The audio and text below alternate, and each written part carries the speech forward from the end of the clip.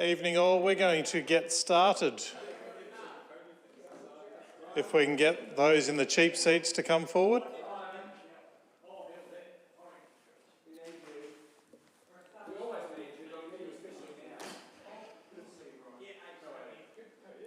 Good evening all, welcome to this briefing session. We've got a couple of briefings tonight. Firstly, we have the Town of Gawler Environmental Management Plan Review, and then we have the Town Centre Structure Framework and Development Delivery framework. I said it twice, it's something like that. But first of all, I'd just like to acknowledge that the land we meet on today is the traditional lands for the Kaurna people, and that we respect their spiritual relationship with their country. We also acknowledge the Kaurna people as the custodians of the Adelaide region, and that their cultural and heritage beliefs are still as important to the living Kaurna people today. So Environmental Management Plan Review, Bryce Norton is going to run us through this presentation. So I'll hand over to Bryce. Excellent. Thank you, David. Thank you everyone for attending tonight. As David sort of flagged there, we're talking about the Environmental Management Plan and the review of that. It is a topic that crosses across the entire organisation and in turn the community as well. This has been a long time coming, although we definitely think there is actually the opportunity now in the next few months, given in particular the way that we're looking at doing this and changing how we're thinking about this document, that very much it being an internal document, as outlined within the communique that was sent to members last week. So we'll be looking to finalise this review this calendar year and move along. So just to provide a bit of background in regards to Environmental Management Plan, what and why. So Local Government Act 1999, it flags that one of the key parts of the local government is to encourage local government to manage the natural and built environment in an ecological, sustainable manner. So when you go through the Act, go through the contents, that's on page 1. So it is a key part of that there. And I guess in terms of looking at council here, the activities and the policies that council have play a significant impact on the environment in terms of our own operations, but additionally the sphere of influence that we have on other things, whether we're advocating, whether we're championing things or providing partnerships, they also have the ability to have just as much influence, if not more impact on those. Really, there's a clear relationship between the environmental, economic and social attributes of our town. So that's why I said earlier in regards to this is something that touches on the whole community and our whole organisation. So the Environmental Management Plan that was developed in 2016 was developed and used to guide council's environmental commitments. So really using that as a guiding document in response to what we need to do to maintain our environment. And while we're definitely not looking in terms of accreditation or anything like that, relative to Australian Standard 14001, it is still a good guide in terms of what we're doing relative to environmental management systems.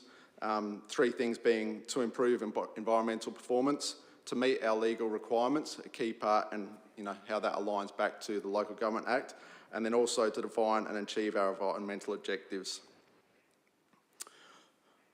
That's our current Environmental Management Plan, 2016.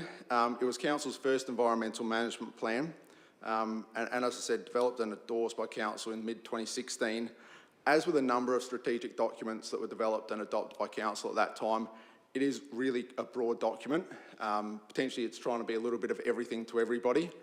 And I guess that's one thing that sort of did come out to us when we're reviewing the document is its breadth and what it is trying to capture in that there. So the document has an environmental policy within it, and then it has 5 core focus areas, being the built environment, which are strategies to address sustainable development and protect the unique built character of the town. Resource management, which talks about strategies to support sustainable resource management and reduce waste generation. Climate change, actions to support climate mitigation and adaptation. Riverine and natural environment, which is actions to protect and enhance the town's riverine and natural environment. And then the community culture focus area is supporting community awareness and community involvement in environmental management. So it's those things about us either providing opportunities for partnerships or providing educational areas in that there. So within the plan and those 5 focus areas, each one had a section that set the scene. It talked about our recent initiatives, recent achievements, And then it really got into your traditional management plan sort of stuff there. So it had a number of objectives, partners that would be working through this, and then it broke strategies and actions down from a corporate perspective, so things that were wholly and solely Town of Gawler focused and more internal, and then also town actions and strategies as well. The outcome of that being that we ended up with 10 objectives, 29 strategies, and a grand total of 93 actions. So as I'm saying again, it was a very broad document and tried to do a lot within that there.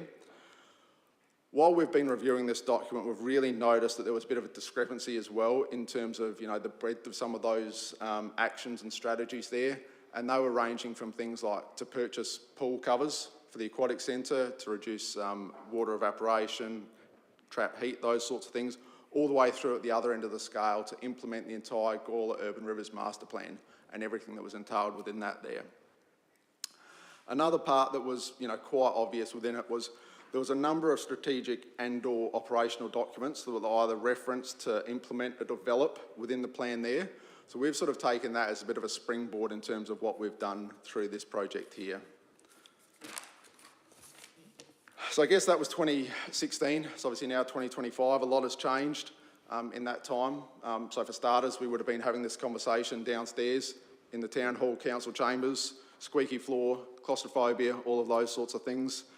And when you consider the 5 key focus areas, it's clear that a lot has changed both as an organisation within our town, but then externally as well, that's had significant impacts and influence on those areas as well. So from an external perspective, the state government has gone through the development of the 30-year plan and then flipping that all the way through to the development now of GARP. We've got regional public health plans now. The PDIA Act has come into enforcement. So things like that there on that state level. But even nationally and internationally, we've had things like the China National Sword Policy, which has made a huge impact on some of the things that we'd identified within the plan in 2016.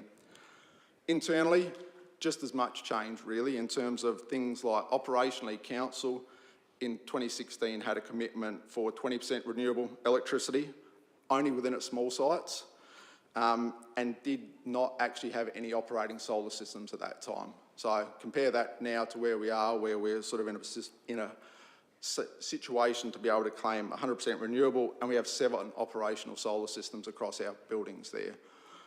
Additionally, there's been organisational-wide examples of environmental considerations going into other areas that weren't there previously, procurement being a good one to sort of flag there. That being said, even some of these things where they have been embedded into our policies and procedures now, they're very much works in progress and they will continue to evolve over time.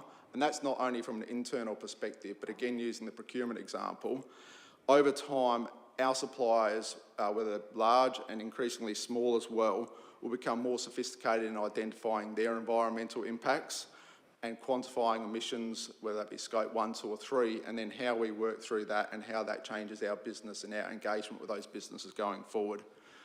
Council additionally has, as I mentioned earlier, developed and adopted a number of strategic documents since that time. Tree Management Plan, the Climate Emergency Action Plan and the Biodiversity Plan. So there's some of the key things that have come out of that document since 2016. So this is where we're heading now. 2016 Environmental Management Plan, 2025 Environmental Framework. I don't want this to seem like we're in some sort of episode of utopia in terms of looking in words and those sorts of things, but really we're looking in terms of how we can develop a document that is far more usable, far more practical and far more tangible in terms of what we're going to get out of it. And that's from all of our stakeholders, whether that be us as staff, government agencies, but importantly the community as well. In terms of this document here is actually something that we can use far better than the one that we've got at the moment where we're talking about like the 93 actions and trying to talk through those with people. So the idea of this document and the framework will be a short document and it won't have that traditional management structure of goals, objectives, strategies. As I said, it's a stakeholder that shows us and our stakeholders, importantly, the community as well, what we're doing in response to Goal 4 of our community plan. So we're taking that there as our, I guess, guiding light in terms of our community plan being the highest strategic plan we have. There is a goal within there called our environment. It seems very logical to us to align what we're doing to that there, and effectively we've got a process of the community plan, goal 4, an environmental framework, and then these operational and strategic plans that have the actions within them as being a clear path between those there. So that being said, the proposed framework will have 2 focus areas in identifying A, the existing responses to environmental management that we have. So that will be things, as I said, like the Climate Emergency Action Plan, Biodiversity Management Plan, but also those operational things, those operational procedures that support staff complying with their legal requirements for environmental protection on a day-to-day basis. Secondly, and just as importantly, we'll be looking to identify fundamental gaps and then in turn the risks that those portray for council towards responding to environmental responsibilities and commitments and identifying where those gaps are and where our responses aren't quite yet adequate. So part of the framework of developing this and part of the framework and its output will effectively be a gap analysis with a prioritised range of gaps that need to be addressed. And you know, in terms of being able to put that very visually, it's a metaphor that stuck with me throughout this whole process. Is we're looking in terms of a jigsaw puzzle.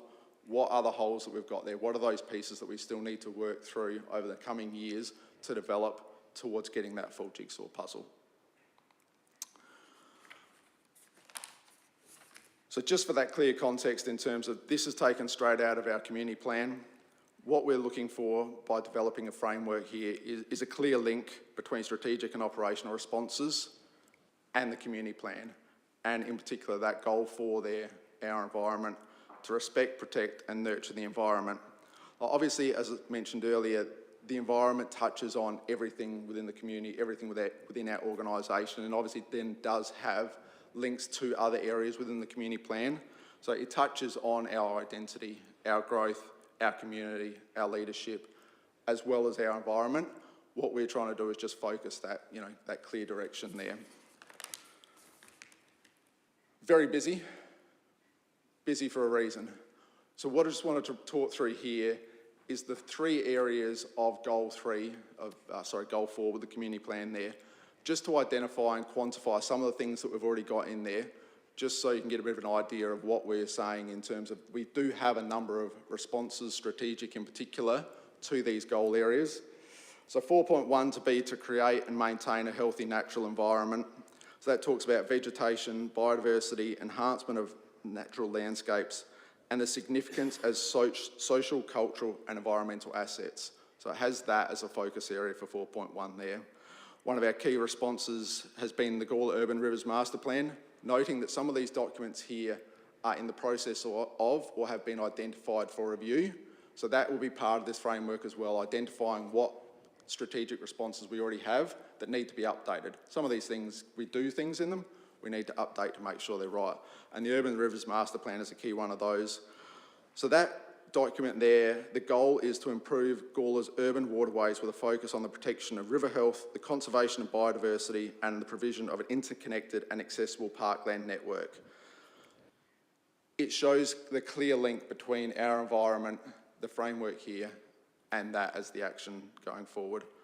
Additionally, we've got areas and other plans here, such as the Biodiversity Management Plan, again, something that has been flagged for review in the coming time. And again, one of those plans that is a very broad plan and has a lot of actions within it, so the idea of being able to focus those up. But that plan there is a key tool for understanding, valuing and managing the natural biodiversity of the Gawler district. So again, it shows that link is there. Some of the other ones that are on that page there that talk about open space guidelines, open space asset management plans, the community land management plans, again, another thing that's being reviewed currently as we speak, our tree management plan, but also while those a lot have to do with trees and greening, but there are other areas within this sphere as well. Animal management plan, so talking in particular about things like birds of abundance, pests there. And then also talking about how we align these with some of the social and cultural assets and the cultural importance of this. So Williston Cemetery Master Plan, the Cultural Heritage and Master Plan of that site are equally important for a town, for its environment in the broad sense. That plan there has 3 core priorities. They talk about the conservation of the historic core of that cemetery, the planning and the layout and its importance and the significance of that part of the cemetery. And then importantly also touches on the remnant vegetation surrounding the cemetery and the great significance that that has and the protection and conservation that's required for that area there. We also have other plans here, such as the Aboriginal Cultural Heritage Survey of the Three Rivers in Gawler, Council's Reconciliation Action Plan, the Art and Culture Strategy, and Essex Park and Gawler Showgrounds Master Plan. So again, a very, very broad breadth of documents there. In regards to 4.2, 4.2 is about sustainable use of natural resources and minimise waste. There's a number of focus areas where our response is tailored to in this area here, one of them being a water focus, not surprisingly. So we've got documents such as the Gawler and Surround Stormwater Management Plan, our Stormwater Asset Management Plan, the Gawler River Floodplain Management Authority Asset Management Plan, and then site-specific things such as Smith Creek, where we've got plans specific to those locations. One of the areas that we've already identified as a gap and an area where we don't have maybe such a strong response as we need at this point is that integrated water strategy. So we've got a lot of work here around stormwater. We need to work about tying that together going forward and how recycled water and other opportunities such as that may fit into a really holistic perspective. So that being one of the gaps that we've identified as something that needs to be done going forward. Another area in here has a real transport focus, so things like cycling and walking plan, where we're talking about active transport and the reduction of using cars and things like that. Transport Asset Management Plan, the Gawler Integrated Transport Strategy, and again another gap that's been identified, and this is a work in progress, is the finalisation of Council's EV strategy. And then the third area of focus within 4.2 here has a real resource focus. Obviously, Council is a part owner of Norma, so we've got a key focus there. So Norma as an operation also has the charter and their mission being to deliver world-class recycling and waste management services. But they have a real circular economy focus as well in terms of promoting waste prevention, the extraction of maximum value out of discarded products and materials, and then ensuring that there is a market for these recovered materials at the end. So that's a key part of our response. Council's Renewable Electricity Transition Plan and Program, which, you know, a lot of that and the solar systems that are on our buildings now are born out of that project there, and how we continue that going forward. The Carbethan Reserve Master Plan, which has a focus about stormwater harvesting and utilising that on green space. And as I mentioned earlier, the procurement policy there and how we continue to evolve that as procurement evolves within the local government sector, but also across the whole business area. The third one being act on climate change. So not surprisingly, we can clearly tie our climate emergency action plan to this. It was a key area, a key focus and deliverable out of the environmental management plan was to deliver that there. That has been delivered and that's in the process of being reviewed next year. We've also got a lot of focus around asset and growth, whether that be the strategic asset management plan, which sort of sits above all of the more class-orientated asset management plans. And again, this is another key area we've sort of identified for work going forward is implement the incorporation of climate change more succinctly and more practically within our asset management plans. How are we taking the expectation about the climate and its changes going forward, and then applying that to things like stormwater and transport assets and open space, and looking at those different scenarios. Other areas are the Gawler Growth Framework, the Gawler Town Centre Design Framework, which will be talked about later tonight, Town Centre Car Parking Strategy, Economic Development Strategy, and then also in this area about climate change is a people, community and wellbeing focus. So we also have things like the Regional Public Health Plan, and actually specifically identified as one of the key regional public health plan challenges within that document is adapting to climate change. And so there's that as a standalone one, but then that also has that meaningful impact on other challenges that are identified within that plan, such as supporting an ageing population, encouraging healthy lifestyles, access and inclusion. Council's also got its place-based strategy and the open space sport and rec plan, which is being developed as well.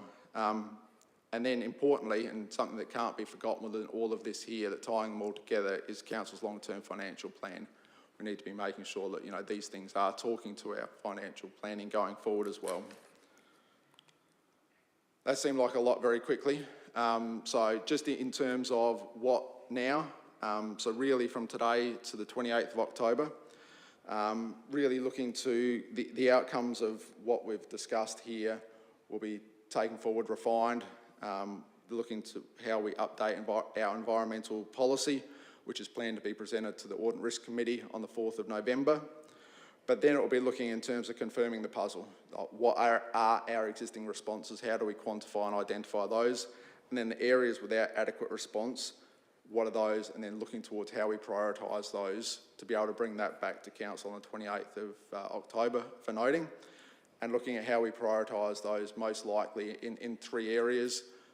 Priority 1, projects and initiatives to be delivered up to the end of 2026, and noting they're probably more likely to be the things that don't need additional financial and budgetary constraints, given, you know, the timing of budgets and those sorts of things. And priority 2 through to 2028, and priority 3 through to end of 2030. Purposefully, this is going to be a document that has a short time frame. It's only going to have a flag for a 5-year time frame. As I sort of said earlier, you know, and showed that, you know, things are very dynamic in this space. Our responses are dynamic. We need to make sure that we're aware of what our responses are, but then equally important, aware of where our gaps are, so we can address those and respond to those. Thank you. I'm more than happy to take any questions from anyone. Ready? Yeah, so I guess in terms of, because we have the growth framework in terms of new development and that coming online, but we still have that gap in developments that came online in the last 15 years, like Springwood still doesn't have a bus service, the Spire Estate still doesn't have a bus service, etc. Have we, I guess, is that covered in terms of just addressing this areas where currently we're, you know, forcing people to use cars and that sort of thing? Would probably suggest that an example of that is try to be captured more in something like the integrated transport strategy and the walking and cycling plan. So those things there in terms of the real actions, the real specifics we're trying to make sure are identified within those there.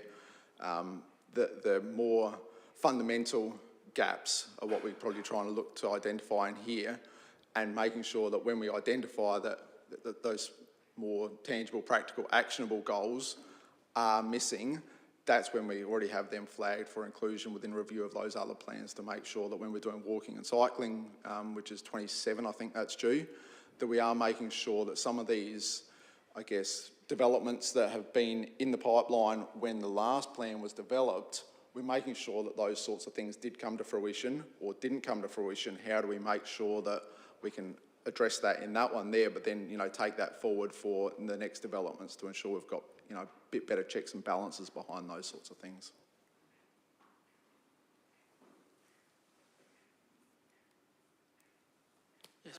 Bryce, you mentioned before there about you had a slide back there before. I don't know whether you could just go back 2 slides, could you? I think it is. Next one. Next one. Where the car park was up the top corner. What do you mean when you say about the car park strategies? What are you talking about there? Because see how that car park is there. I'm surprised that all of our car parks around this town, the same with Murray Street and that, are for old farts like me. When you've got to park your car, I know of so many people that have handed their licences because they can't park in Gawler. But when you look at that car park, they could park there because they drive into the car park, say behind the National Bank, and they drive in and park. But our car parks are in straight lines. I mean, is that what you're talking about, strategy, or has that got nothing to do with it? Do you understand what I'm saying? Yeah, definitely. We've made our car parks really hard to park for a lot of people. Again, I think that would be something that would be addressed within that plan. I might actually hand over to Andrew if he's got a specific response to that. I think maybe we'll cover that in the next discussion on the structure plan. So if you want to wait a few minutes to finish what Bryce is talking about, we can get into the nitty-gritty if you want. And the other thing with the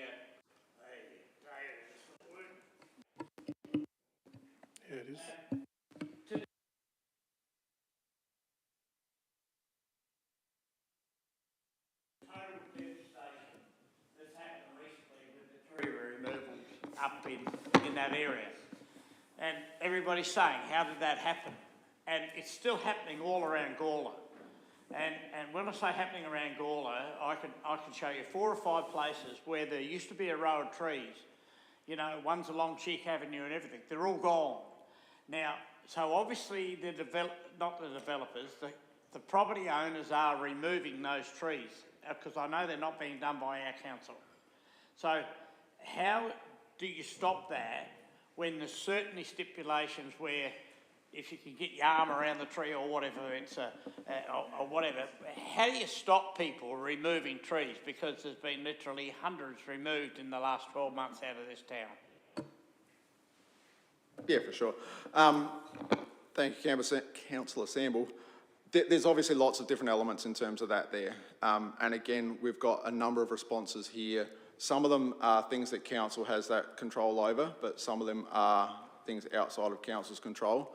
And council is more so proactively trying to tell that story in terms of what the reasoning is behind this, because there's definitely some reasoning that, you know, council doesn't have the control over. So that's a key part of that there. And from a legislative perspective, I think Andrew would be able to provide, you know, clarity around some of the specific examples as to why in certain locations. Thank you for the question. So in regards to the trees on Calton Road, which we have answered in terms of the community questions that came through, that was authorised by SCAP because it was a SCAP approval for Springwood. So those properties abutting Calton Road were approved for land division. That's part of stage 9A and 9B, which are on the horizon for delivery over the next 12 months, and part of that requires removal of those trees.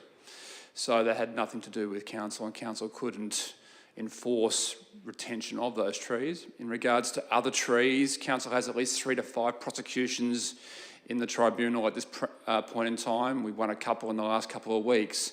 We're out there regularly enforcing rules when it comes to significant and regulated trees. But I'm happy to talk to you offline if you want to discuss it further.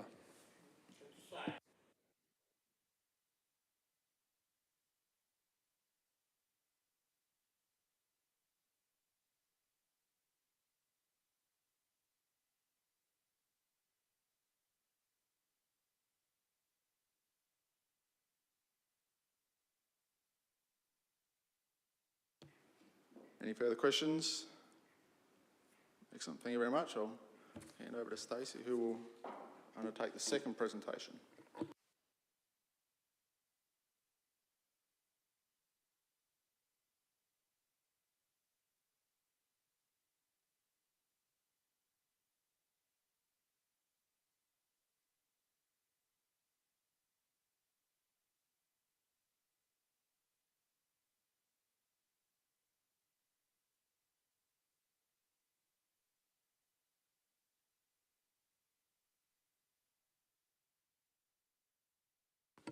There we go, I think that's working now. Hello, so this is actually my first time presenting to council. So I am Stacey Mills, I am your new Senior Strategic Planner, and I believe this is my 5th week with council. So I've been furiously catching up with all the work that we've been doing to date. And I'm here to present to you tonight about the Structure Plan and Development Delivery Framework for the Gawler Town Centre. So that actually opened for tender earlier this month, and we are looking at it closing next Monday. So we thought it was timely to come back to council and give you a bit of an update in case you get any questions. So tonight we're going to do a bit of a review around the background, what's been done to date. I know you've been briefed previously. Having a look at the project overview, key deliverables, risks and opportunities, next steps, and happy to take questions as they arise.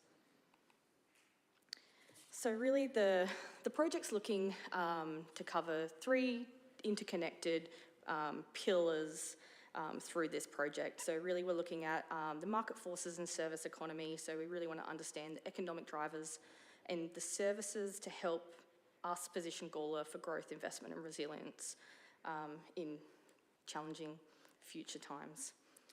We want to have a look at the built environment. So that way we're looking at how buildings, public spaces and the urban setting can evolve and to support a vibrant, functional and attractive town centre. And we want to improve the landscape and sense of place. You know, we're just talking about trees and, you know, and greening, and preserving, enhancing Gawler's natural character and identity, and how people connect to the space. That's the type of work that I love to do. And, you know, this isn't new. We've been doing lots of work in this space, going back to, you know, late 2016. We had the urban design framework, which was a part structure plan, part policy work, but didn't give us the detailed solutions of what we think we're going to need to help the town centre move forward in the future.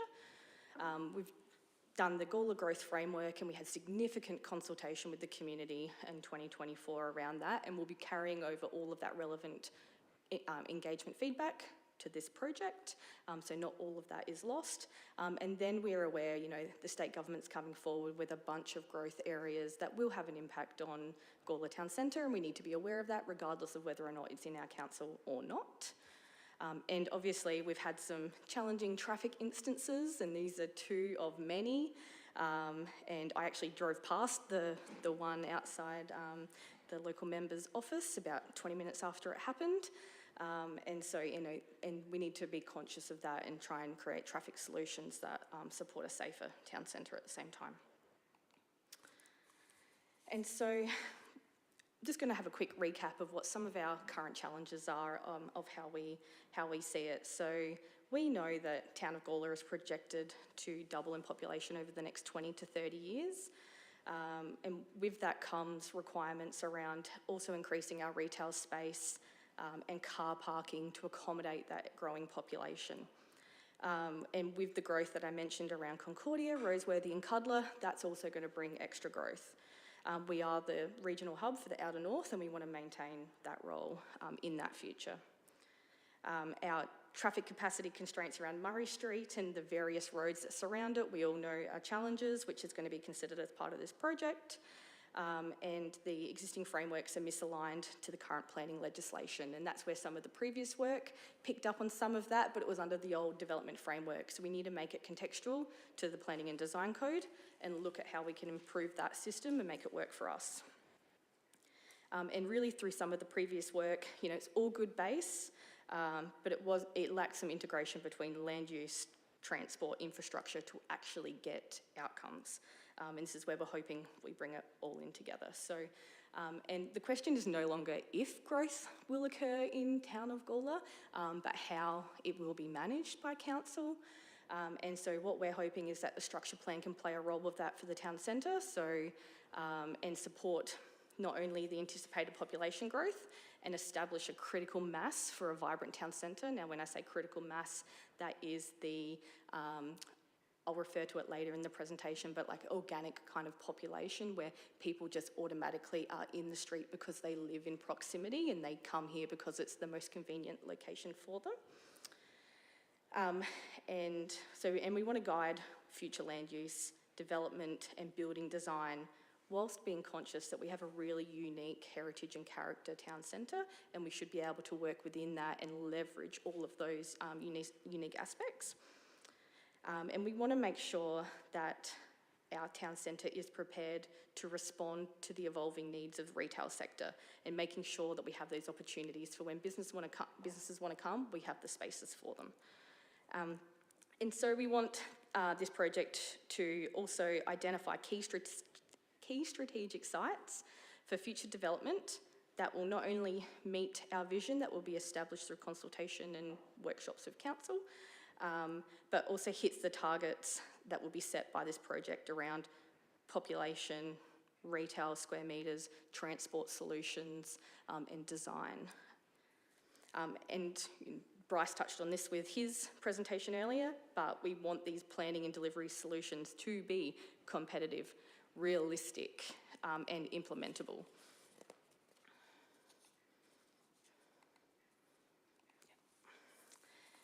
And I'm preaching to the converted. You guys already know what the opportunity is for the Gawler Town Centre, or you wouldn't be sitting in these chairs, I would assume, this evening. So, but I'll quickly run through what they are anyway for the people that may be watching online, or for a recap for yourselves. So, Historic identity, Gawler's heritage buildings and streets give it a very unique character, and there's great potential for placemaking, adaptive reuse, and to become a place where people want to explore. We're doing that now, but we can do that better always. We have a train station within walking distance and unique public transport options that lend itself to better mobility and revitalisation, but we're not maximising that opportunity at the moment, and we certainly don't have a strong walkable catchment to those facilities. The economic potential, this project can spark new activity in retail, tourism, health, education and creative industries, and it has a space for new residents that will help activate these businesses and areas. The precinct variety, the town centre obviously includes, it's quite large, it's twice as long as Rundle Mall, and we have to be aware of that when we're planning for the future. The town centre cannot be all things to all people, and if we try to do that, then it won't work as well. So we will investigate going back to kind of like a precinct role in terms of the structure plan, where we'll try to encourage particular uses and activities to group where it's most appropriate, so that way everyone can do well. An example is if you have a retail store at the top end and you have only one other retail clothing store at the bottom end, someone may choose to go to both at the same time. More than likely, they'd jump in their car to do it, but if they're actually co-located in a short distance, someone's more likely to go to both at the same time, and maybe they stop at a cafe in between and buy a coffee, and then 3 businesses benefit instead of 1. And that's a basic way to kind of look at it. And then your strategic spot, we're sitting between Metro Adelaide, Regional SA, we're well placed to attract both investment and visitors, but the timing is going to be really critical. We have a number of competing markets coming online in the future, and we want to make sure that we're not being reactive, we want to be proactive in this space. And council-backed innovation. So really it comes down to elected members having a unique opportunity to champion this process. And we have the potential to show openness to urban design innovation, smart infrastructure, public realm improvements, and it creates the opportunity to progress pilot projects, demonstration sites and design-led planning. And we'll come back to you with some of these ideas along the way for feedback. But as I mentioned, we're not reinventing the wheel. We've done a whole bunch of work in this space, retail and commercial analysis, design frameworks, the integrated transport strategy. We're taking all of that information and we're putting all the best bits into this to start from that base. And then we'll grow from that. So then we'll go away and have a look at, we'll review all that information, have a look at what the evidence is saying, go out and do new reviews of this town centre, have a look at best practice and what's possible, have a look at what some of those opportunities might be. We'll go consult with the community and yourselves, and local businesses is going to be a strong market that we'll go out and talk to, and we'll test. We'll test massing, we'll test scale, we'll test outcomes, see what works and come back to you many times. And at the end of that, we hope to have 2 different products, structure plan and a development delivery framework. And so what is a structure plan? You may get asked. And so a structure plan is basically a high-level planning document that guides how land in a particular area should be developed over time. So for us, it's going to set out the vision for the future and provides a framework for decisions about land use, transport, infrastructure, public spaces and facilities. And I put in an image from the old urban design framework, which started to introduce the concept of precincts. It's a bit odd because it creates a gap in between the 3, pretend that's not there, but that's kind of the flavour of where we may go depending on what the consultancy team promotes and discusses with us in workshops. So really, if someone comes to you and asks what a structure plan is, really it's a blueprint for the town. It doesn't approve specific developments, but it helps us ensure that we can grow in a coordinated way and can help us influence things like our long-term financial plan, our capital delivery program, to make sure that other projects that council are doing are aligned to these opportunities at the same time. So for us, it's going to be, tailored to town centre and the surrounding areas, and will help us give confidence to developers, businesses, landowners, government agencies. They'll know what we are intending for our town centre, and hopefully they'll want to come along on the journey with us. And community input's going to be key.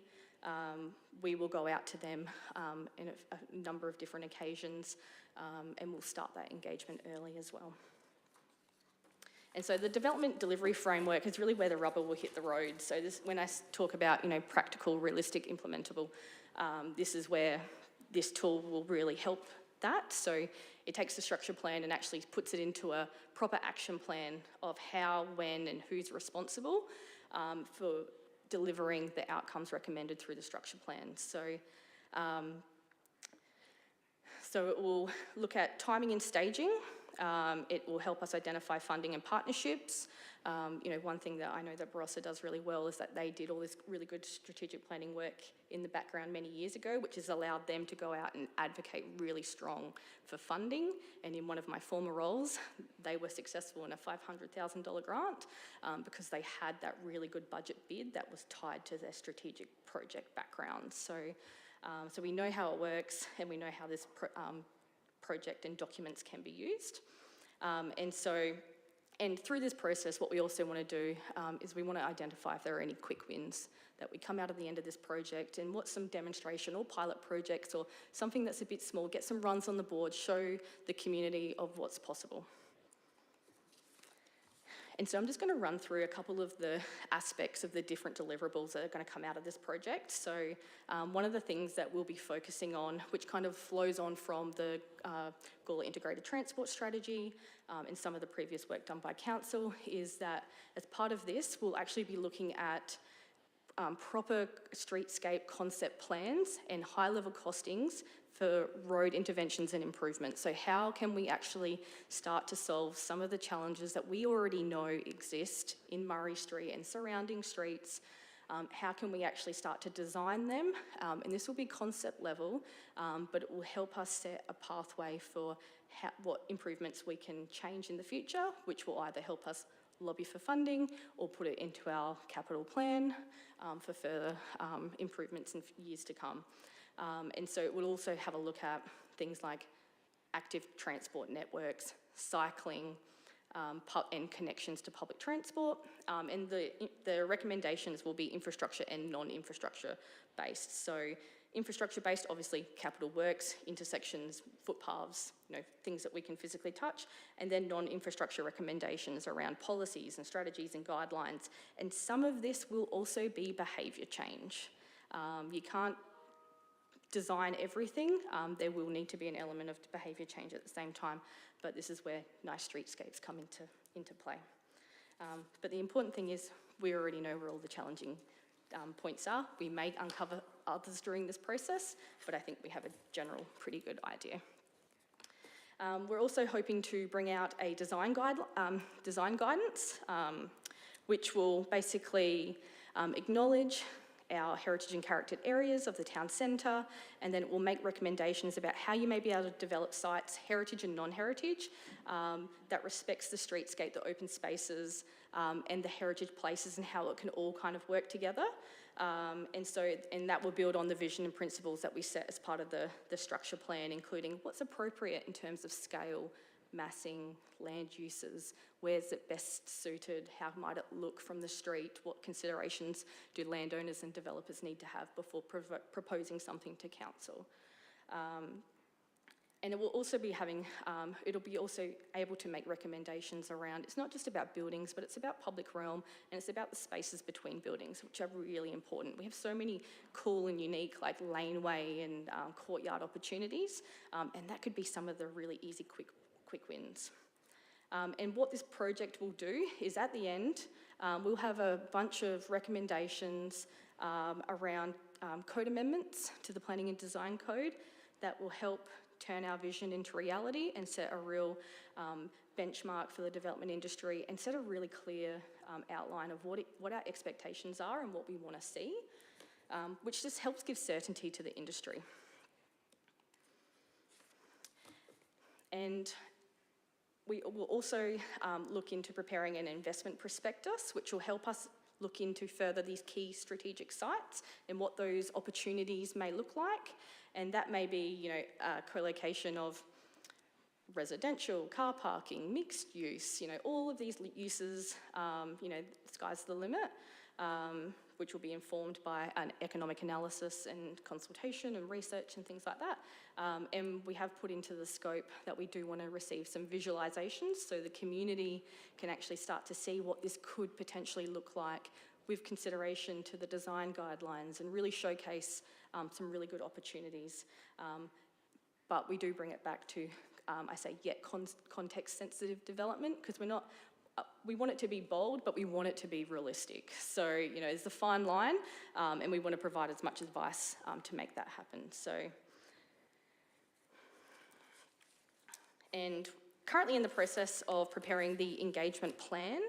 Obviously, I've mentioned that we're drawing on all of the previous engagement received from all the other strategic projects that Council's led to date, and we'll finalise that once we have an engagement team on board, just to confirm what type of information they're looking for to get them where they need to go to provide a draft, and Council will be engaged as part of that process.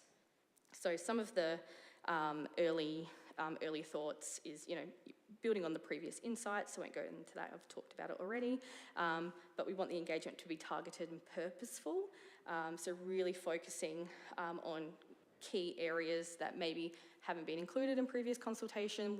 We want there to be a real focus on businesses around the town centre.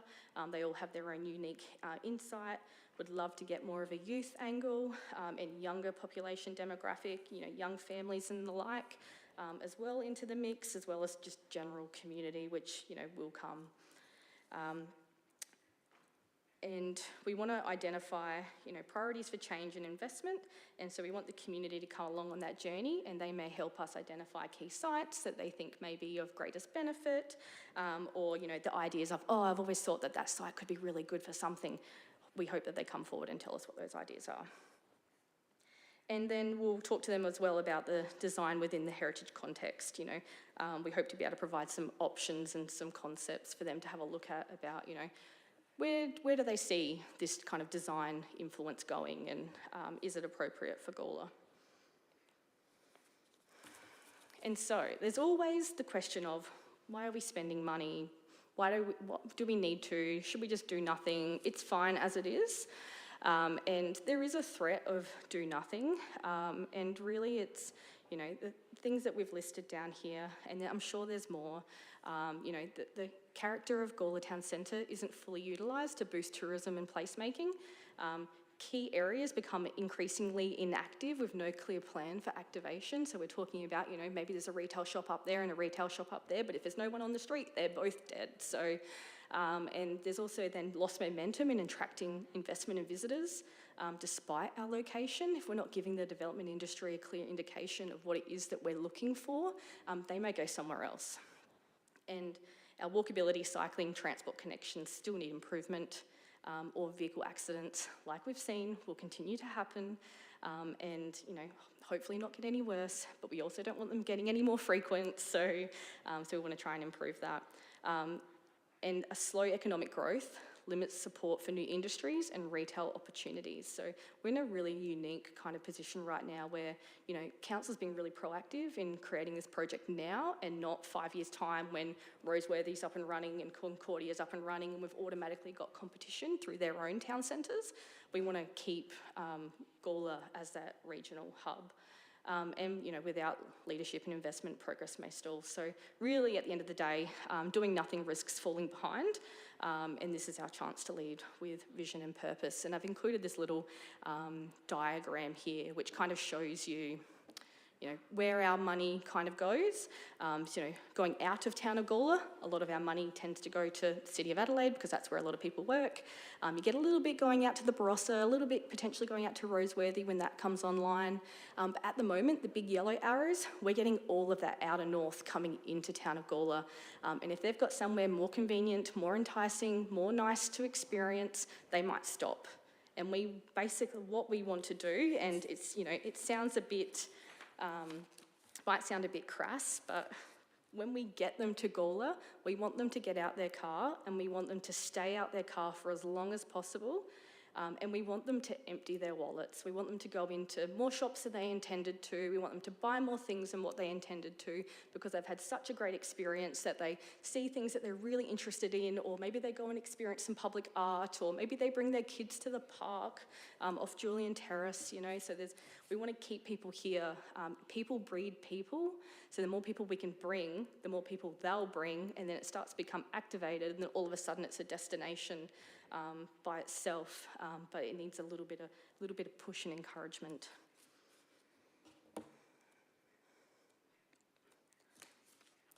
And so what do you do if you don't have a plan? So I'm just going to tell you a very quick little story about this. Is one of my recent roles. I was in Mackay in Central Queensland for 5 years before I decided to return home.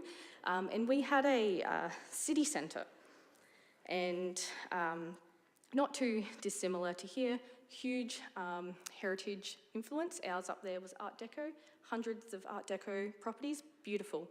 And council had a pretty popular town centre, and they decided to do an $18.6 million upgrade, and our economic development team at council was responsible for looking after the town centre. And we had a levy. And the levy brought in about $1.52 million a year. It was pretty significant. And our economic development team didn't really have a presence in the city centre, and there wasn't really a plan to go along with the streetscape upgrade. And so they started investing in things, rightly or wrongly, I don't know, in marketing campaigns, airport billboards, those types of things.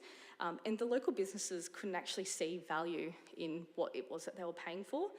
And you can see from the article, City Heart Traders revolt against wasteful levy, and they advocated and the levy was removed. And the day that that levy was removed, the responsibility for looking after the city centre came to my team. So, and it came with no budget. And so it was like, right, go out there and solve all the problems, but you've got no money.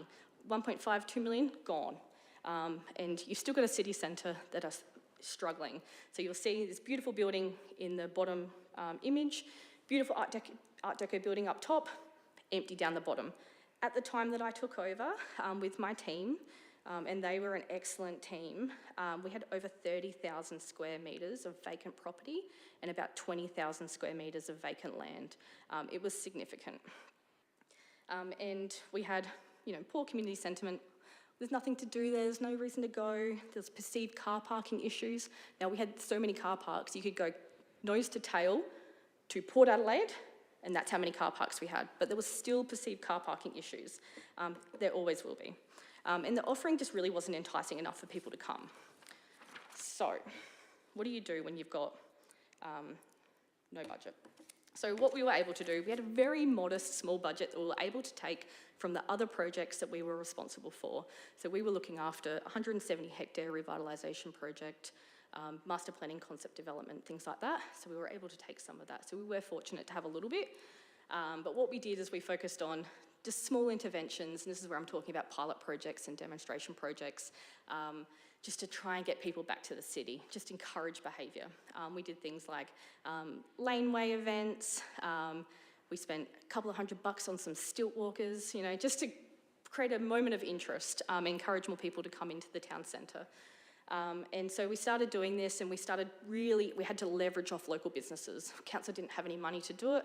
Local businesses were coming out of COVID, they were struggling, but we really needed them to participate in order to make the town centre successful for everyone, and we're really fortunate that a lot came on board. You can see people dancing, they did a salsa night, we had a paint and sip, they came and set up in the laneway, just some really easy things that people could do.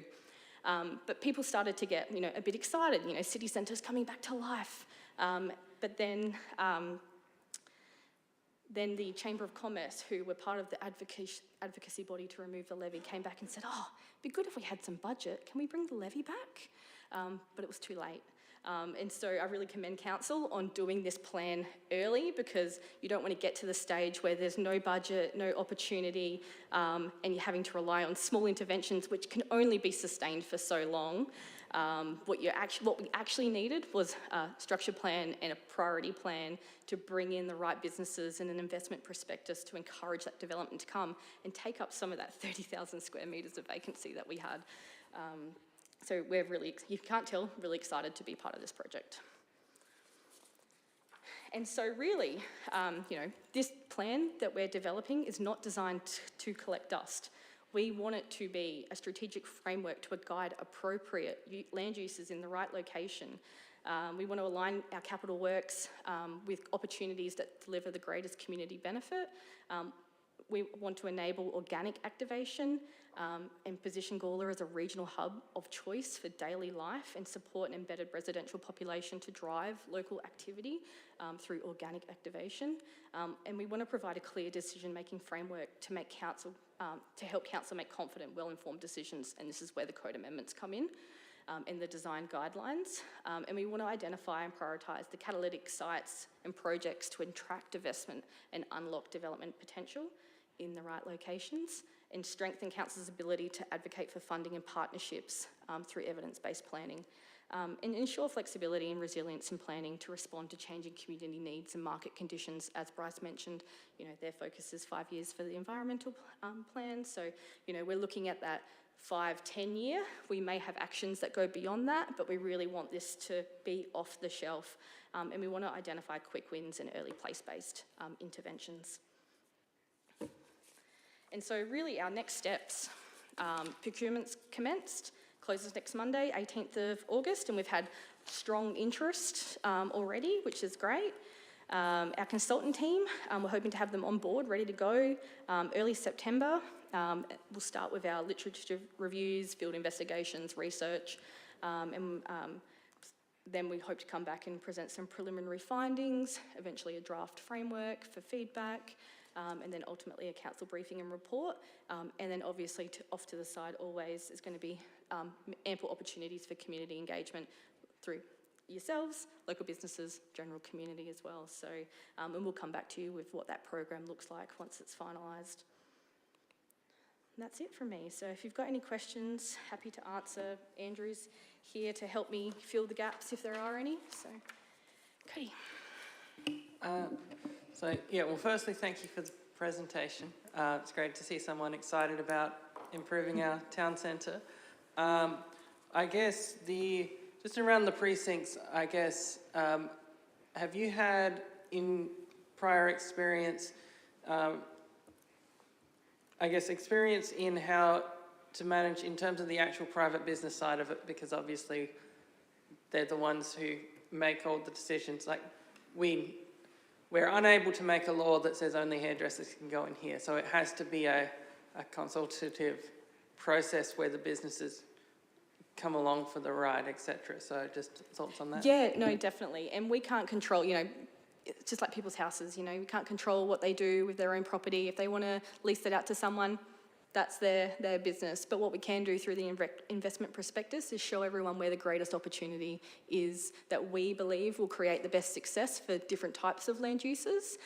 If they feel otherwise, that's also totally fine, and we'll have an economic development officer come on board through David's team soon, and we'll work really closely with them to kind of advocate and support however we can. But what we hope is that land users will co-locate, they'll see the benefit, and landowners can help along that way through supporting and advertising for particular activities where possible. And yeah, Andrew. Just further to that, I guess, you look at the PDI Act and the way the zones operate, as you've seen with, the development on High Street just below the council admin centre. There are a wide range of things you can do in certain zones, and yes, you can put verandas on it, but still the use is the use, and the use may not be the best use, even if the landowner thinks it's a great outcome. So I guess the question for us is whether we can negotiate on key sites where, through land management agreements and we can come up with the right sort of concept designs for sites and an agreed range of uses and things we should avoid, so that perhaps they're thinking, perhaps in partnership, with David's team in economic development, that, there's 3 other ideas which are perhaps more compelling than putting in a motor garage in the middle of a town centre. For example, I'm not picking on a particular business, but I'm just saying giving compelling, alternative, attractive investment opportunities. Just a question on the walkability apart from our main street, the rest of the town is really hard to get around. But once people actually understand that they can park in one place and get around, they do. It's just getting over that initial thing. Have you got any initial ideas, or because that whole idea of someone parking somewhere and shopping and spending the whole day in the town is what we want? Yeah, exactly. We have our own indicative thoughts, but we really want to let the consultancy team kind of come. We don't want to like muddy the waters too much. We'll give them the background information, and through consultation they'll get their own perspective.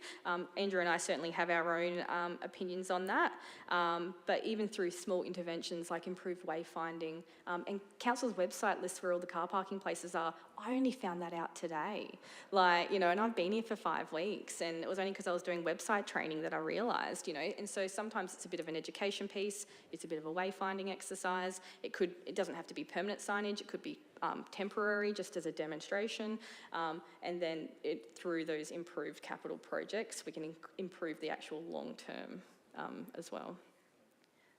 Just on that, I think of places over the decades, and we've all been to places in Europe and across Australia, and we can all compare notes. And I guess the places that seem to me to jump out off the page a little bit, they have some common features to them. I think of Salamanca and Hobart, and I think of Lane Cove in Sydney, where I used to sort of hang out a fair bit. They have structured car parking, so you tend to walk into the main street rather than try and demand to have a main street parking site in the middle of Murray. But it's a nice, pleasant experience walking in rather than, good luck, see if you can get down there. And I think as this town grows, you probably need potentially 3 or 4 high priority parking areas where you know you're going to get a parking space, and you use that walking experience as a chance to promote retail, and you get them to linger in areas for longer. And it's actually an enjoyable experience. It's probably not greatly enjoyable walking down Murray Street when you've got 19 and 20,000 vehicles a day either. So there's a mixture of different issues we need to resolve there. One is volume of traffic, but the other one is where people desperately want to park right in front of a shop and then get in a car and drive another 200 metres to the next shop. So we need to break that cultural habit, I think. But I think we've got some ideas which we'll test with you. Yeah, and you had a second question or a follow-up? Yeah, just I think what I see is the same cars in the same car parks, and I think a majority of them are staff and businesses, and it was something the Norwood Parade had to really, the traders really worked hard to get their staff to park a couple of blocks away, and we've tried here to get people to have overflow car parking away from the centre and not used at all, but it is a really big issue. I was going down the main street a lot last year, and there was different times of the day, lots of car parks at different times. So that whole perception of the studies that the City of Adelaide have done with their car parking, where they found people that wanted to go to specialty shops would walk quite vast distances to get those shops, because that was where they were going in the city to get different things. So it is about wayfinding and things like that, but it's working with the business owners and staff and things like that too, which I think is a big issue for Gawler. Yeah, and like a simple thing that we did when we were up in Mackay, when we had this, car parking perceived challenge, is we went and we designed a flyer for them that they could give to their customers that showed them where the car parking was. And the car parking was 70 cents an hour back then. And I was like, just pay for them. Like, you pay $1.40 and you've got a customer who's really happy, who knows that they can get a park. They don't have to stuff around on a street doing laps, and they know where to go. Like, you give it to them the first appointment, they know where to go for the second. So there's small things that you can do that are real basic as well, and people just might not be aware where some of them are. So, but a whole raft of ways that we can tackle that. Yes, thank you.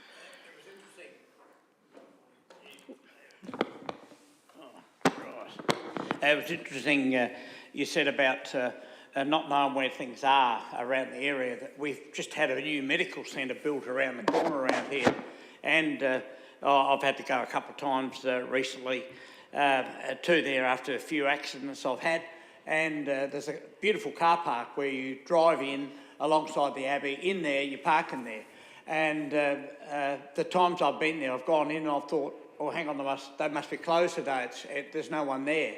And when I spoke to the ladies in the reception, they said people don't know it's here. And I think that's one of our problems. It's been a problem for a long time, There's no signage, especially when you're coming up Murray Street. There's no signage to the left to say you can park around here, and that's just one spot I'm picking out. But, you know, for years I've been saying Goose Island, as it's called, or Nowick Park, which it should be called, because Nowick's donated it to us, fits 800 cars. It's already was tabbed out that 800 cars would fit in there coming in from 8th Street. Nothing's ever been done. And we talk about, David mentioned about the point of staff. Staff just moves their cars each day when they know Sticker-Licker Willie's coming down the street, they move it on to another area. And that's a great place for staff to be able to park. Maybe some of the money that we've been putting in the Business Development Board could go into that to develop that for the staff of the people that have got the shops here. The other thing, for years I've been pushing that between Calton Road and Lyndoch Road, one way only from south to north. It can't be done in any other way. One way only High Street from north to south down here and so forth. And the moment we start moving around a bit and put a few one-way streets in, people will soon get adjusted to it and that sort of stuff, but it'll make it easier to get around our streets. And I'm just wondering how, you know, you're obviously going to look at those sort of things as well. But when you think that, you know, we pay $2,000 a year to cut the grass and clean up the dog shit around in that area there, and cars can be parked there. And what else is it used for? It's not used for anything else. The question quite often people say, but what would you do when the flood comes down? I said, start the bloody car and drive it out. I mean, it's not as if you're going to be in bed sleeping there. So I just wonder, I like what you said, and I think it's good. A lot of stuff's been said before. Of course. And there's a lot of people around the place, and David's certainly one that's been around a long time, and myself and a few others. And that's also one thing that I've often noticed, that the local people, the same thing happens in Borough, where I've also got a property. And then I went to a meeting there one night, and the people were telling us all about the things they're going to do in the area. And then somebody asked the question, oh, where did you come from before you came here to develop this plan? Came from Warrnambool. You know, like, none of the local people were asked to put their bits into it. So I hope that in your planning, that we as elected members and the community can have a chance to give you what we know. Whether you think it's crap or not, well, that doesn't matter, but at least you're going to be able to hear it. So congratulations, I think that's great. Thank you, thank you. In response, I know exactly the car park you're talking about. Didn't know that was there to begin with either. We're absolutely looking at a number of different car parking locations and road improvements, including bold ideas like potential one-way in particular locations. We don't know if they're going to work yet, but we're going to investigate all the options, and elected members will absolutely have multiple opportunities to have input. So you guys are local. You've been around, you're talking to everyone, you know what the community wants and expects. Absolutely, there'll be ample opportunities. You'll be sick of me. Just on the parking side of it, and Brian's entirely right. I think if you look at, say, Finner Street car park, I'll use that because it's a pretty easy argument. That's got 3 separate access points off 3 separate roads. You'd never know how many spaces there are on it because there's no signage. And partly that's because we've done budget bids, but they haven't got up because we haven't had enough money in the budget to do wayfinding signage with a sign saying there's 10, 20 or 30 spaces left. And I think you look at even, you know, we've had the conversation recently at council about the RV-friendly parking in the south. Yep, that's a perfectly legitimate use, but it's also a heavily underutilised site in terms of all the other things you could do, just like Goose Island. So how do you maximise the value, the return on investment over all the different assets we've got to avoid us having to go and acquire more land, for example? So these are the things we have to get our head around. And I think our messaging's been a little bit jumbled, probably because there's so many competing interests. You know, we've talked about Julian Terrace being an alternative freight route. Realistically, do you really want that? Probably not. You don't want freight movements going through there other than to service the businesses. You don't want people going through there instead of Murray Street to go to Lyndoch. You don't want trucks going to Lyndoch at all. So that's where Concordia comes into it. So I guess our story needs to evolve now relating to what the broader network needs to be. Yeah. Can I just ask? Sure. It's also interesting too, we're having a big Aldi being built around here. And at the present moment, sales-wise, Aldi in Gawler, the shopping centre, try and get a car park up there any time of the day. It's full. And it just shows to show how Aldi has grown, like the other supermarkets have grown and all that sort of stuff. But what blows me away, and I know it wasn't through through Andrew's department, Aldi's allowed to build there without a car park underneath. And yet right next door is Woolworths that fits in 250 cars underneath the building. How do those things happen through the system and not say to Aldi, sorry, next door's underground car park, you have one too? How does that I happen? knew you'd have the answer to that immediately. It went through SCAP. We had no approval role.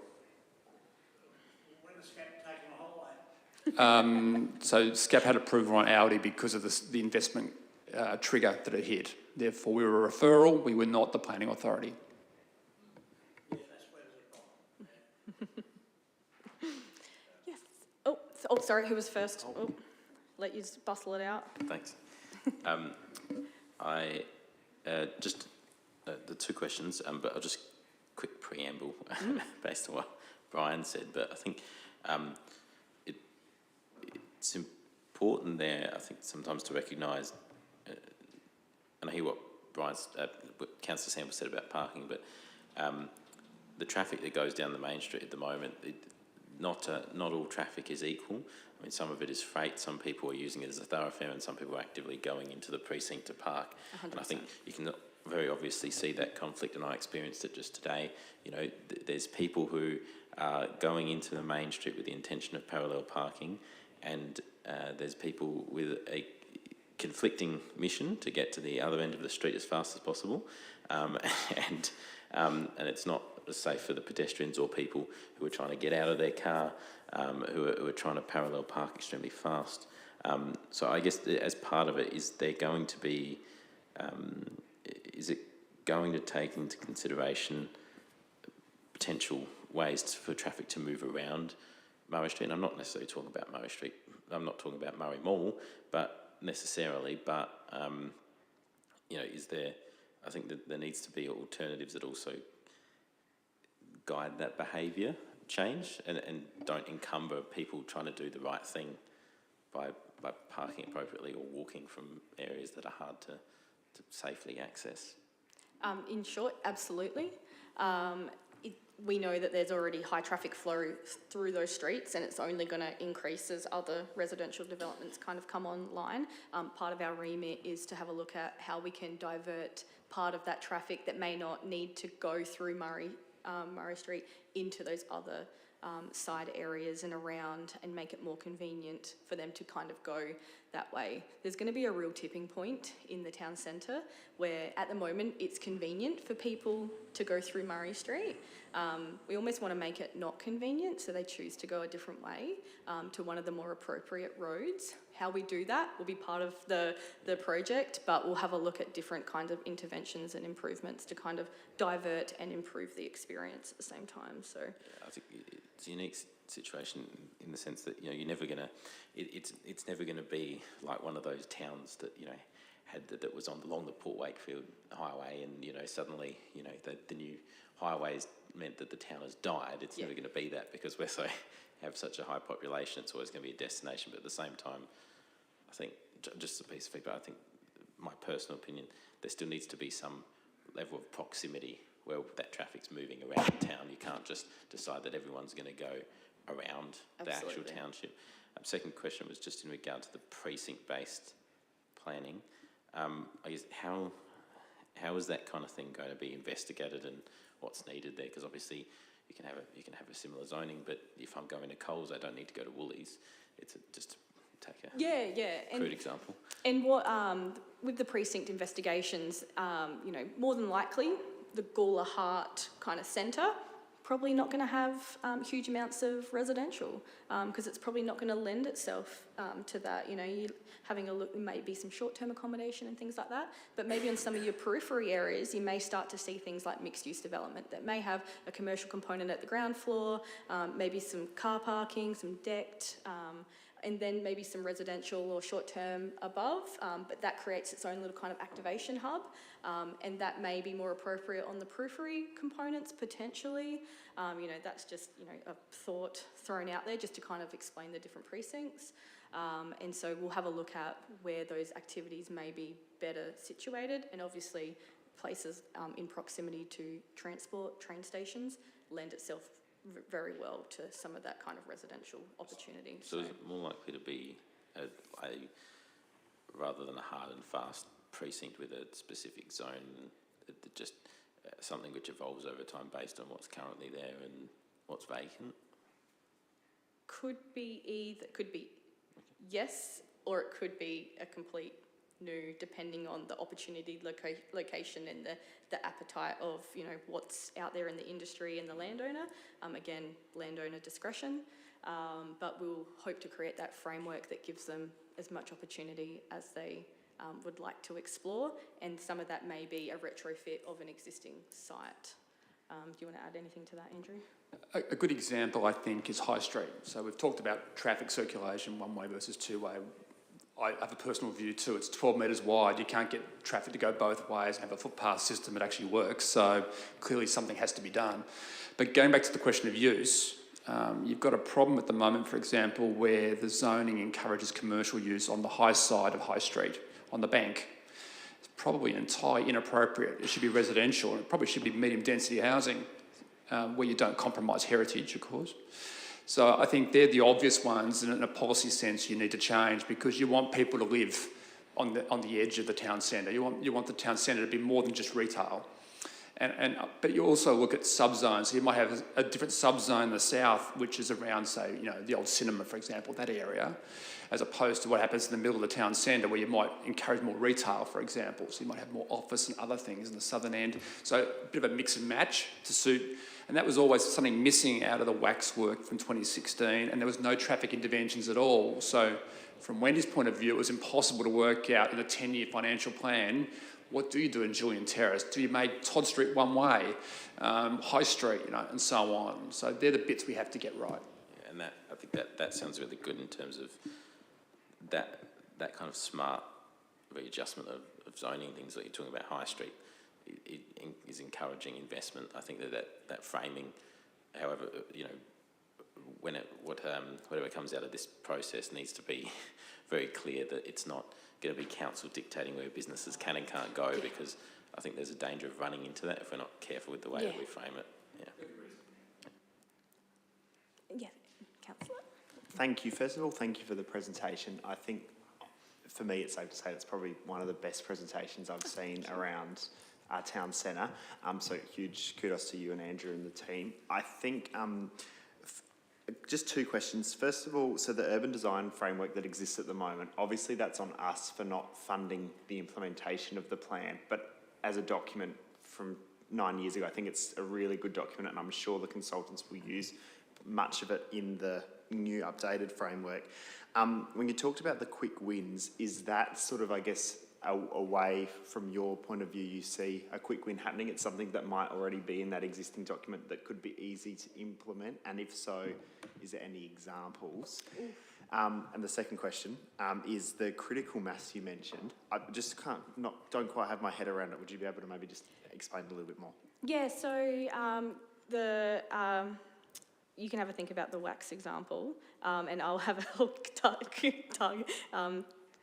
respond to the critical mass. The critical mass is basically what we have put into our brief to our consultancies, putting in proposals next week, is we want to basically investigate, is there a reasonable target for what the residential population should be in and around the town centre?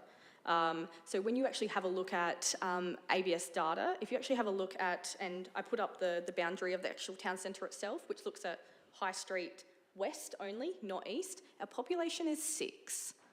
And so when we talk about organic activation, it's hard to have organic activation when there's only 6 people walking around, So you start to take in the eastern side of High Street, it jumps up to 139. And then as you get further out, more and more population. But if you go out beyond 400 metres, then technically studies say that people stop walking as much. And so then that increases traffic if they want to come into the town centre. So it's about, is there an opportunity through this process to identify, is there a residential population that we may be able to investigate in particular locations, appropriate locations in and around the town centre that could support this critical mass of population. And critical mass just basically is like that tipping point where businesses are just always automatically busy because it's convenient. It could be, cafes because it's at the bottom floor of where you live, or it's right next door, or, your local shops, supermarkets are in walking distance, and all of a sudden you're walking, not driving. And so that's kind of, does that answer your question? Make sense? Yeah, so that is independent of like visitors, basically. Yes. The critical mass is what is that tipping point for consistent activation within a town centre from people who live there? Yes. Yeah, Yeah. and independent of at 2 o'clock on a Thursday, there is obviously more people. Yeah, okay. Yeah, and we're investigating opportunities at the moment. We don't have any pedestrian counts on the towns, on the main street. So Andrew and I are discussing actually at the moment how we might be able to get something ready now before the consultant team's established to give them a bit of a baseline at key locations, how many people are walking around at particular times during the day, just to kind of kick off that thought process. Yeah. Or part one, whichever other question it was. Quick wins. So a couple have come to mind. Let's talk about Todd Street. So you've got Audi being redeveloped, which will obviously increase foot traffic and will be hopefully an asset in terms of being a quality commercial space. But if you pick that up on the back of Brian's comments about difficulty, walking and getting around and not being a great experience. And Todd Street's a classic example of that, where yes, we had a budget to put asphalt down to replace an uneven surface, but that's still not a great user experience. You want people to park in Todd Street and ideally walk into Main Street. So you'd probably look at widening the footpath and putting some actual trees in the ground so you can actually do it without getting burned in summertime or blown away in wintertime. And having some furniture where you could sit down if you wanted to, and it wouldn't be an unreasonable experience. You might get rid of the asphalt in the middle and make it a shared paved space, like you see in Goodwood, where it's clearly a shared pedestrian vehicle situation. And then you might say, look, we really don't want vehicles being able to get into Main Street. We want vehicles from Main Street getting out of Main Street into Todd Street. So it's one way. High Street's another example where we know we've got to do some work on the retaining walls because they're not in great shape. And we just said before, you can't have cars going both ways, certainly not the speed they're doing. And, if there's wheelie bins out, you can't actually walk on the footpath at all. So I think the quick win there, particularly in, say, a bicycle sense, is actually having a dedicated bicycle access on one side, footpath on the other side. Maybe you look at what you do with the Stobie poles as part of a redevelopment of your retaining wall, because the retaining wall needs fixing anyway. So some of them are cheaper than other solutions, but none of them are, millions of dollars potentially. They're, hundreds of thousands or, 50 to 100, that kind of range. So I think there's a few wins there. Planting a few trees and doing some line marking and so forth isn't expensive. Yes, thank you. Hey, interested, you touched a little bit on the short-term accommodation and that sort of stuff. I'm interested in activating areas down the end of the road here. We've got a good spot there that could really do us some work, which a nice motel chain would look quite good there. Have we got the appetite? No, we're looking at that sort of things. We will definitely be looking at that type of opportunity. I'm pretty sure the Alinea, correct me if I'm wrong, the Alinea economic market analysis that picked up on that, and conference-related accommodation and things like that is a huge growth, and I've already kind of flagged that I see that as a huge opportunity, and I'm sure I'm not bringing that up for the first time. I'm sure other people have had that idea many times. But yeah, that's a really easy opportunity. We already have great function centres here. If you can bring the accommodation to support that, then both parties win. And interestingly, I keep talking about my former job, but we went and got the data of when people were around, and Tuesday night was actually our busiest because it was conferences and businesses. But the businesses didn't know that, and so they were closing. And so for the one restaurant that was open, they were getting smashed every Tuesday and they were loving life and they're not going to tell anyone. And so, you know, it's about creating what are those opportunities and land uses that can activate the city at different times. Conferences are a great example of that. Hospitality will kind of take care of itself, but we would love to get some more. The Alinea report kind of commented that we need a couple of more like finer establishments that use more local kind of produce and things like that as well, as a diversity kind of like experience in that hospitality market. But yeah, it's about creating those different land uses at different times. So. Just further to that, if you want more recently, the Concordia Code Amendment had background information about the shortage of accommodation in the region, and it quantified that there was a significant shortage. So they're providing some of it in Concordia, but there's still quite a big gap. Yes, we've got the Thursday night discussion on the Genos development, which has serviced accommodation in there. We're talking about 25 apartments or suites. But I suspect there's room for quite a significant amount more. And yes, you go to other centres, you know, you've got the sort of the mantras and the quests and that style of self, contained accommodation which you see in larger cities. And ultimately that is the gap that exists here as well. And I think you'll even find that my experience has previously been when you've got large developments, workers need somewhere to stay. And so that will almost be its own like self-fulfilling prophecy, because they'll need somewhere to stay and then they'll build it and then they'll stay there while they build the next thing. So that's also something that people don't often think about. So You mentioned before, and it's certainly highlighted about the fellow with the B double that came up Flinders Street. Well, if I was the mayor, I'd present him with a gold certificate, because how in the hell he ever got a B double up there? But there's a whole story about that. I don't know whether you followed it through as to why he did that. His sat nav told him that. yeah. And because we have trucks coming into the town, most people, you know, Ethan would be still sleeping in the morning early, but they come in early in the morning and unload all the goods, and there's going to be another big B double's going, or another big truck's going to come in to fill up Aldi and everything. So we can't stop that. They have to be restored. And then Nat Sev, when Woolworths truck driver does that, his Nat Sev says, go up Flinders Street and out of Gawler, because I saw him do it. But not in a B double. I mean, you know, they're like a train. Yeah. So it's the hard part about it is that you've got to look at all those things, because they have to be supplied, don't they? So that truck driver, you know, got into a lot of trouble, but he was only following that thing that he's just come from West Australia. Yeah, oh no, you can go. I guess it's a question of scale too, and context. You know, when we talk about the integrated transport strategy, we know that 550 trucks per day, I think it is, go up and down the Lindock Road, and they're coming through Murray Street to get there.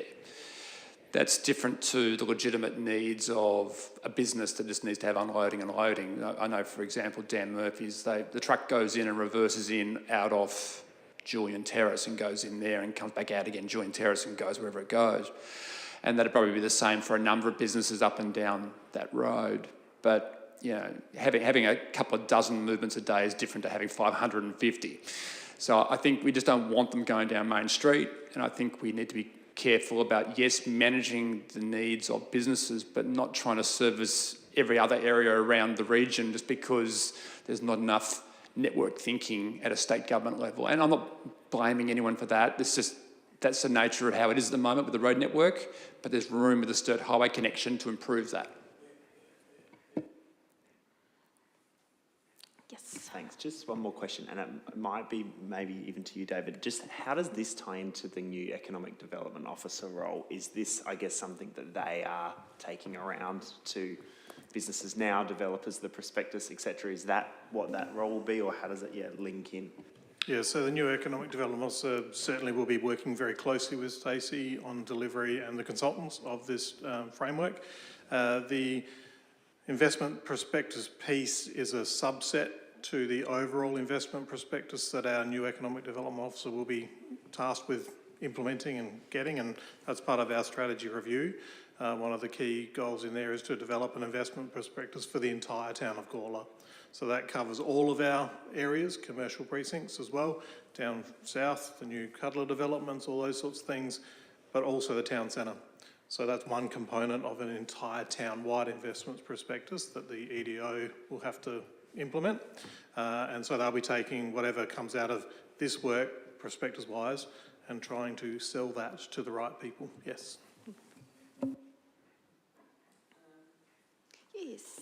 And yeah, I guess just from your story about your previous work, the message I took from that was it wasn't that the council had a bad plan, it's that they weren't able to properly communicate it to their community. And I think that's the aspect of it, that if we don't work on with this main street, lots of people have lots of opinions about the main street, and people, when you say we need more pedestrian access, they say it's already so slow, how dare you, you're going to destroy it further. And so if you don't have that communication piece, you know, it's like, you know, election comes around, 5 people get elected who say we're going to protect the main street, you know. So we need to have that communications piece on why we're doing each step, I think, is just, yeah. Absolutely. And so one step that we're already kind of having a look at now is kind of updating our information, even just on our website, so that way it can be readily updated and to reflect projects as they're coming online, and ideas and engagement opportunities and the final output, and make it really easy for people to find. And I'm pretty sure that when this project comes to a close and we've got an action plan, I think myself and the EDO officer, whoever that person will be quite busy and present in the community. So along with all of you. So thank you in advance. Any other questions? Fabulous. Thank you so much.